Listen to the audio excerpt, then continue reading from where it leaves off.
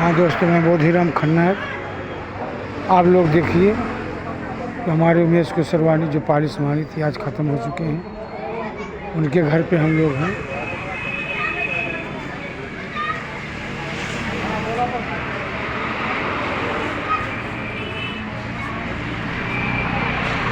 ये हमारे भोला नक्काची हैं, ये राम शरण जोकर हैं।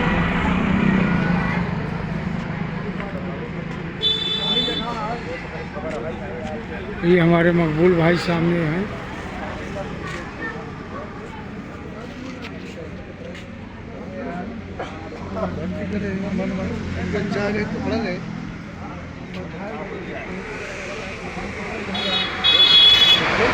आसिफ भाई, रामचरण, भोला नक्कारा वादक, लल्लू हीरो, विजय आजाद, सभी लोग पहुंच चुके हैं दोस्तों यहाँ पर हमारे गुरु जी के अंतिम यात्रा में।